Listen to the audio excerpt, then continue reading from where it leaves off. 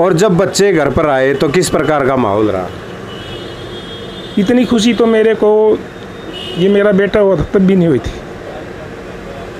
दर्शक साथियों, आंखें छलक गई उस इंसान की, उस मजबूत इंसान की, जिनका बेटा, जिनका परिवार, जिनके दामाद, जिनके बच्चे वहाँ पर फंसे हुए थे। और राम राम, नमस्ते, जय हिंद साथियों। मैं पवन कुमार अपना हरियाणा धमाल यूट्यूब चैनल से। दर्शक साथियों, आज मैं हूँ महम शहर के अंदर और आपके लिए एक ऐसी दास्तान आज आपके सामने लेके आने जा रहा हूँ जो आपके रोंगटे खड़े कर देगी।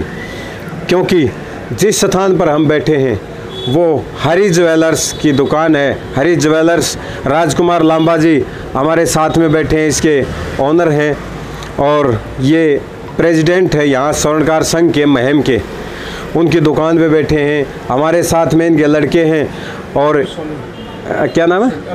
अनुज सोनी। और भतीजा है इनका दीपक सोनी। इनसे आपका परिचय करवा दिया और परिचय करवाने का एक कारण कि ये सभी परिवार के सदस्य 10 सदस्य मनाली में घूमने के लिए गए हुए थे। पहाड़ों में लगातार बरसात का सीज़न चला हुआ है और ये खुशी खुशी एक ट्रिप के ऊपर निकले, लेकिन वहाँ पर जो मंजर इनके सामने आया, इन्होंने अपनी गाड़ियाँ गंवा दी और बड़ी मुश्किल से जान बचा के ये अपने घर तक पहुँचे हैं। तो भाई अनुज, राम राम। राम राम जी। अनुज भाई, कब चले थे यहाँ से आप वहाँ मनाली के लिए? हम यहाँ से 6 तारीख को गए थे और हम 6 तारीख को 7 बजे कसोल पहुँच गए थे।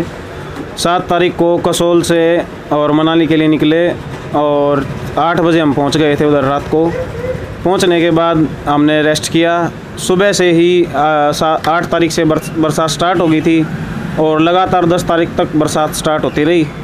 इसके दौरान हम नीचे आए घूमने के लिए आलू ग्राउंड में।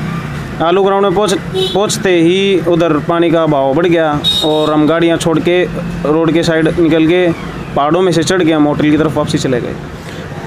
भाई, परिवार के आपके साथ कौन कौन सदस्य थे जो भी आपके साथ गए हुए थे, एक बार उनके बारे में बताओ। मेरे साथ मेरे 10 रिश्तेदार थे, मेरे भाई थे और सभी हम इकट्ठे ग्रुप में निकले थे उधर से। 2 गाड़ियाँ लेके गए थे दर्शक साथियों, 2 गाड़ियाँ। कौन कौन सी गाड़ियाँ थी आपके पास? एक क्रेटा गाड़ी थी, एक मोबिलियो थी। तो कैसा रहा वो मंजर जब आपकी गाड़ियाँ उस स्थान के ऊपर फंसी, जो पहाड़ी इलाका के अंदर, और पानी के बहाव में वो गाड़ियाँ बह गई? दर्शक साथियों, अगर आप उन गाड़ियों को देखोगे ना तो आपके रोंगटे खड़े हो जाएंगे। वो मंजर भाई से जान लेते हैं। बहुत खौफनाक मंजर था। जैसे जैसे पानी का बहाव तेज़ हो रहा था, हमारे दिल की धड़कनें धड़क रही थी कि भाई हम बचेंगे या नहीं बचेंगे। उधर के एक स्थानीय इंसान ने हमारी जान बचाई, जो कि मुस्लिम था।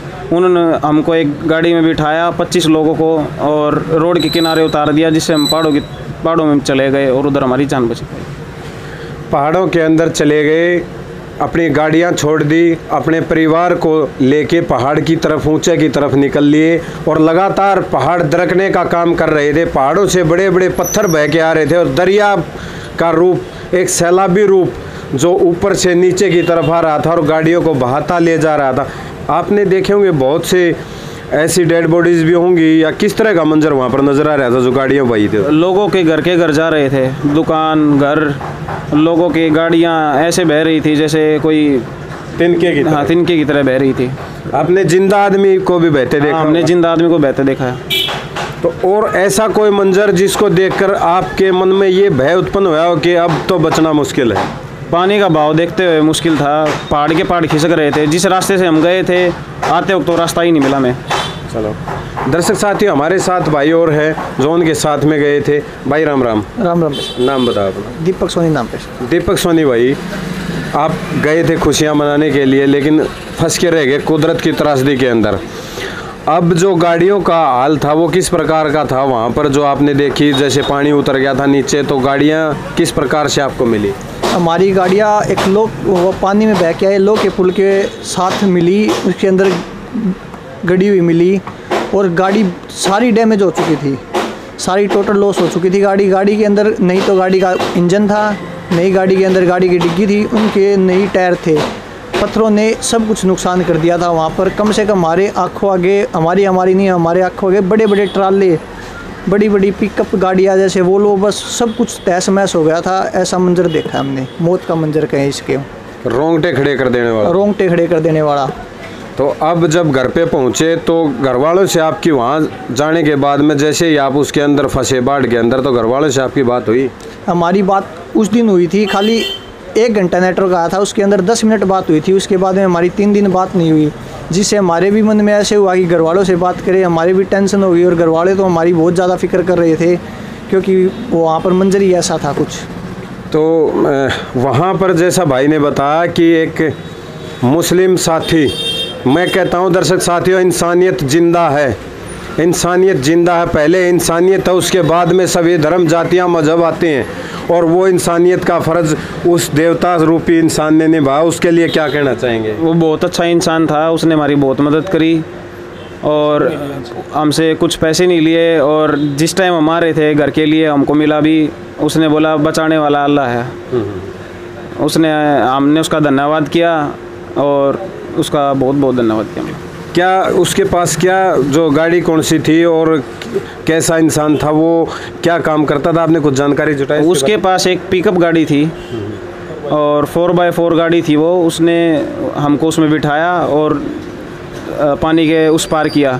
वो एक मुस्लिम था और उसका स्वभाव बहुत अच्छा था, उसने हमारी बहुत मदद करी। बिल्कुल, जो तारीफ़ के योग्य बात हो उसकी तारीफ़ भी करनी चाहिए। बिल्कुल, मैं एक बार फिर कहता हूँ, इंसानियत जिंदा है, इंसान को इंसान की मदद करनी चाहिए। और जिस प्रकार से मुसीबत में पड़े हुए इंसान की, हमारे भाई की, जो हमारे पारिवारिक सदस्य हैं, उनकी मदद उन्होंने की, इसके लिए हमारे चैनल की तरफ से भी उनको बार बार नमस्कार और प्रणाम है, और उनको धन्यवाद है इस बात को लेकर कि उन्होंने हमारे भाई की सहायता की। हमारे साथ में सोनी जी हैं, इनके पिताजी लड़के के, उनसे भी बात कर लेते हैं। सोनी जी नमस्कार। नमस्कार सर, मैं राजकुमार सोनी स्वर्णकार संघ महम से प्रेसिडेंट हूँ। मेरे पास बेटे का फ़ोन आया, पापा हम ऐसे ऐसे पानी में फंस चुके हैं, और हमारे को एक जो मुस्लिम था उसने हमारे को गाड़ी से निकाला है, और अब हमारे को उसने बोला बेटा पहाड़ से नीचे मत उतरना, जहाँ भी सेफ़ जगह हो वहाँ पे आप चले जाना। वहाँ के स्थानीय लोगों ने हमारे बच्चों की बहुत मदद की। मैं परमपिता परमात्मा से प्रार्थना करता हूँ भाई जो भी मेरे बच्चे उस मामले में फंसे हुए थे, और जिसने जो एक फरिश्ता बन के मेरे बच्चे को बचाने, हमारे बच्चे को बचाने के लिए आया, मैं परमपिता परमात्मा से प्रार्थना करता हूँ उसकी दीर्घायु हो और वो हमेशा खुश रहे। हमने वो मंजर देखा है टीवी में, जब टीवी खोलते थे, और जब हमारे बच्चों से 3 दिन हमारा संपर्क टूट गया, हमारी दिन की नींद, रात की नींद, दिन का चैन, हमारा सब कुछ ख़त्म हो चुका था। हमने बहुत वहाँ पे संपर्क करने की कोशिश की। वहाँ पे एक हमारी ही कास्ट से एक एसएसपी मैडम है हमारी, वो हमने उधर से संपर्क करने की कोशिश की, तो उन्होंने वायरलेस के थ्रू हमारे से मैसेज दिया भाई जिस होटल में बच्चे रह रहे हैं वो होटल अभी तक सेफ़ है। हमारे को रात को नींद नहीं आती थी, जब टीवी देखते तो ऐसा लगता था हो सकता है भी वो होटल भी बह गया हो। जब हमने बड़ी बड़ी गाड़ियाँ, बड़े बड़े ट्राले, जहाँ यालू ग्राउंड में ये केस हुआ है, वहाँ का हमने जब वीडियो देखा तो हमारा पूरा परिवार इस बात के लिए बेचैन था। और मैं उन लोगों का, स्थानीय लोगों का और सरकार का, सभी का मैं बहुत धन्यवादी हूँ। उस परमपिता परमात्मा का मैं बहुत बहुत धन्यवादी हूँ जिन्होंने हमारे बच्चे घर पर से पहुँचाए। और इस मंज़र से मैं एक ही सीख देना चाहता हूँ, जब भी जाएं किसी की हेल्प ज़रूर करें। बिल्कुल बिल्कुल सही बात है राजकुमार जी की, कि आप जहाँ भी जाएं और जब भी जाएं किसी एक दूसरे की मदद ज़रूर करें, ताकि आपको भी भविष्य में जिसने आपकी मदद करी आप उसके बदले में अगर मदद करेंगे ना, मदद ही है इसको बराबर कर सकती है, तो आपका भी धर्म और फ़र्ज़ और कर्तव्य बनता है कि मुसीबत में फंसे हुए व्यक्ति की मदद करें। हमारे बच्चे वहाँ से कुल्लू से, मनाली से कुल्लू तक लगभग 45 किलोमीटर है। रास्ते में कुछ खाने के लिए कुछ नहीं था, सब पाट रास्ते टूटे हुए थे। पौधे से, पहाड़ों से कोई फल फ्रूट तोड़ के वहाँ पे लोग ऐसे ऐसे बड़ी मुश्किल से ये बच्चे पहुँचे। और रात को जब ये 2 बजे चंडीगढ़ पहुँचे तो मेरे एक मित्र थे सतपाल जी, उन्होंने अपनी जो हमारी उनकी धर्मशाला है, उन्होंने इसमें धर्मशाला में इन बच्चों को रखा और इनकी केयर की। मैं उस भाई का भी बहुत धन्यवादी हूँ। और मैं सभी भाइयों से यही प्रार्थना करता हूँ, उस परमात्मा से प्रार्थना करता हूँ हमारे बच्चे सकुशल घर लौट आए। गाड़ी तो फिर हो जाएंगी, हमारे बच्चों से ही गाड़ियाँ बनी हैं, गाड़ियों से हमारे बच्चे नहीं बने हैं। मैं सभी भाइयों से यही प्रार्थना करता हूँ भाई इस बरसात के मौसम में थोड़ा सा बच्चों को ध्यान से भेजें। हमें इस बात का बिल्कुल भी इल्म नहीं था कि वहाँ पर बरसात का मौसम है। ये बिल्कुल सेफ वहाँ पे कसोल से घूम के, मनाली से घूम के वापस आने लग रहे थे, तब इन बच्चों के साथ ये हादसा हुआ। हालांकि वहाँ से अलर्ट हो चुका था भाई बरसात का मौसम ख़राब है, तो बच्चों ने वहाँ से निकलने की कोशिश की, भाई मौसम हो सकता है ज़्यादा ख़राब हो जाए। तो इनकी गाड़ी में जो पंचर हो गया उसकी वजह से ये सारा मामला हुआ है। बस इससे ज़्यादा मैं कुछ नहीं कहना चाहता। हमारे बच्चे घर पे सेफ पहुँच चुके हैं। मैं बहुत खुश हूँ और हमारा परिवार बहुत खुश है। राजकुमार जी, बहुत बड़ी त्रासदी थी जो इस देश के बहुत से नागरिकों ने इसको झेला है। अब जब बच्चे वहाँ पर फंसे हुए थे, घर के अंदर बहुत चिंता का माहौल था, और जब बच्चे घर पर आए तो किस प्रकार का माहौल रहा? इतनी खुशी तो मेरे को ये मेरा बेटा हुआ था तब भी नहीं हुई थी। दर्शक साथियों, आंखें छलक गई उस इंसान की, उस मजबूत इंसान की जिनका बेटा, जिनका परिवार, जिनके दामाद, जिनके बच्चे वहाँ पर फंसे हुए थे, और खुशी का माहौल उस परिवार के अंदर था। आंखें छलकना लाजमी और जायज़ है। बिल्कुल मैं कहना चाहूँगा दर्शक साथियों, आप भी सावधानी बरतें जब भी घूमने जाएं। उस परिवार के अंदर दिवाली का जो माहौल होता है, दिवाली का जो जश्न होता है, राजकुमार जी का कहना कि गाड़ियाँ तो और हो जाएंगी, लेकिन अगर कोई अनहोनी घटना हो जाती तो वो बर्दाश्त करना हमारे बस की बात नहीं थी। गाड़ियाँ बच्चों से हैं, बच्चों से गाड़ियाँ प्यारी नहीं हैं, गाड़ियाँ और आ जाएंगी। राजकुमार जी भगवान का बार बार शुक्रिया अदा कर रहे हैं कि हमारे बच्चे, हमारा परिवार सकुशल वापस आ गया। हमारे दर्शक साथियों, मैं आपसे अनुरोध करूंगा कि आप भी इस तरह का ध्यान रखें।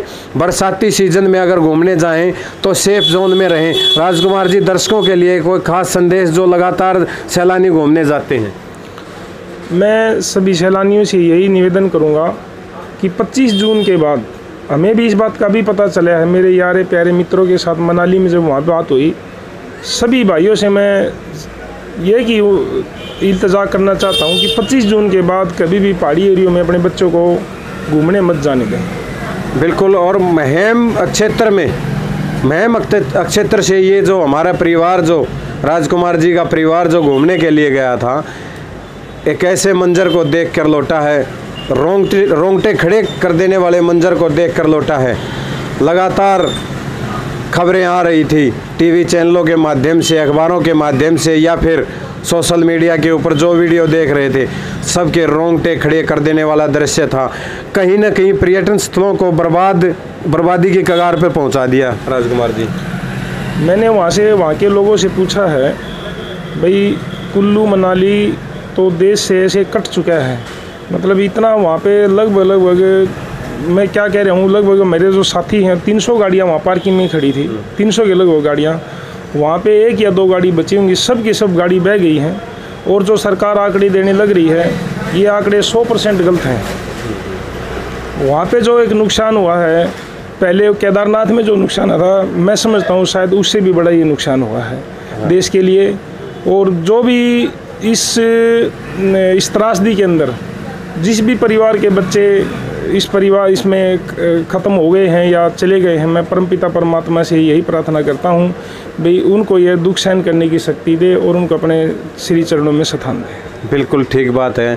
तो दर्शक साथियों, आपने देखा भी होगा सोशल मीडिया के माध्यम से, लगातार सोशल मीडिया के ऊपर वो नंबर सर्कुलेट हो रहे थे, वो नंबर प्लेट सर्कुलेट हो रही थी जो गाड़ियाँ बह गई थी, और उसमें बहुत सी गाड़ियां हरियाणा प्रदेश से ही थी, हमारे अपने प्रदेश से थी। राजकुमार, भिवानी से गाड़ी, हमने एक गाड़ी को टीवी के ऊपर देखा, इन बच्चों ने भी देखा है, वो गाड़ी ऐसे ही इनकी आंखों के सामने पानी के अंदर समा गई।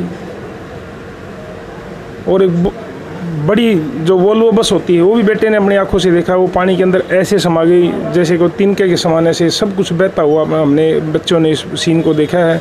और एक वो जो परली तरफ जो बेटा बैठा है, उसको तो अभी भी रात को ऐसे होते हैं जैसे कान में सूं की आवाज़ें आती हैं। इसकी मतलब मेंटली ये बच्चा परेशान हो चुका है। हमारे जो छोटे वाला भतीजा है मेरा, ये मतलब उस सीन को जब याद करता है तो इसको नींद नहीं आती और ये बाहर कहीं इधर उधर चले जाता है, ऐसा सीन है। दर्शक साथियों, इन्होंने मेरे को एक बात बताई थी ऑफ कैमरा, जब हम यहाँ आकर बैठे थे राजकुमार जी के पास में, कि हमने ऐसा दृश्य देखा है कि शरीर आधे से ऊपर का जो शरीर है और नीचे का शरीर मिट्टी के अंदर दबा हुआ है और उसको कुत्ते खा रहे थे। किस प्रकार का वो मंजर?